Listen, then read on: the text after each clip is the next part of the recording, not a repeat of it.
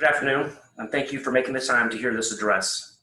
I am Deputy Chief Jessie of the Akron Police Department, and I head up the investigative subdivision. The purpose of this briefing is to discuss some of the facts surrounding the murder of Nakia Crawford, to dispel rumors, and to ask for your assistance. Before I begin, I want to take a moment to extend my deepest sympathies on behalf of the Akron Police Department to the family and friends of Nakia Crawford. They not only lost a daughter and a granddaughter, but a friend. They are suffering because of this horrendous crime. On Sunday, June 14th, 2020, shortly after 1 p.m., Nakia Crawford, an 18-year-old recent graduate from North High School, was running errands with her grandmother, Lynn Williams.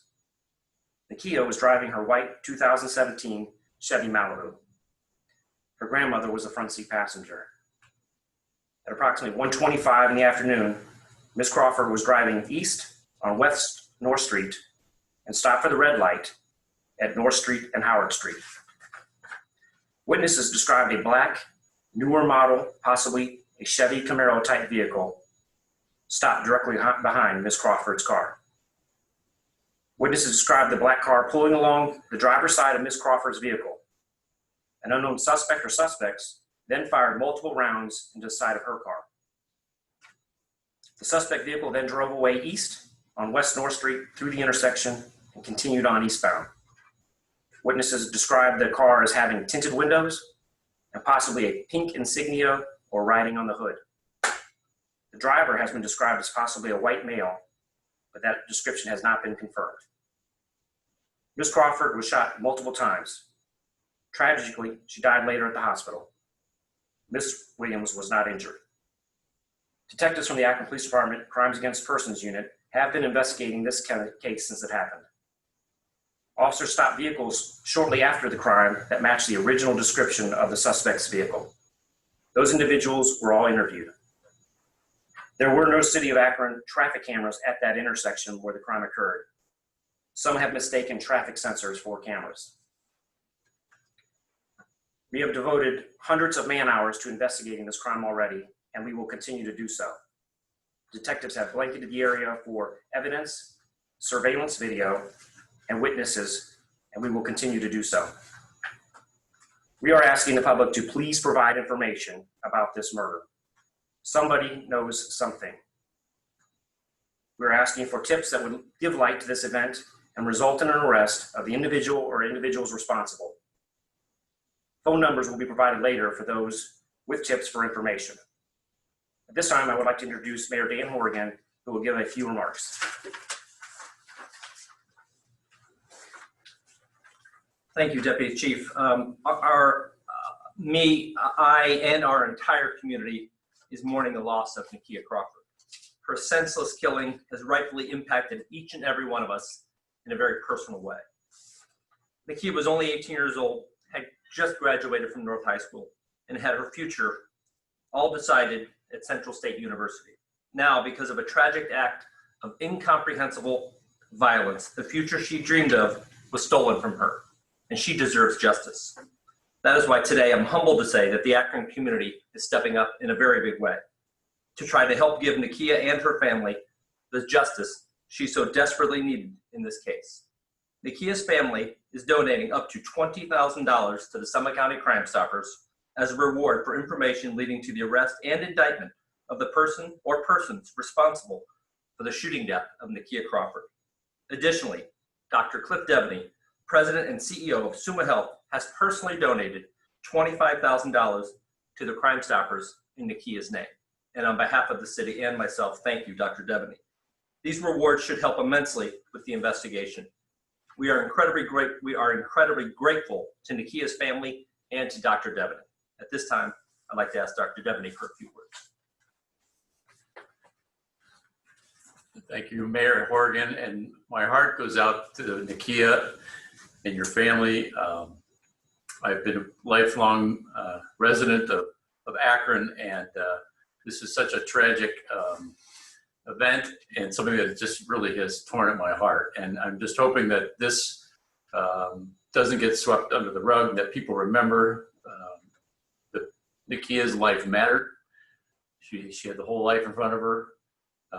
There's so much negative going on in the world, and I thought that we wanted to bring attention to this in a way that we could get even the smallest amount of information to get her justice. So with that, thank you, Mayor Horrigan.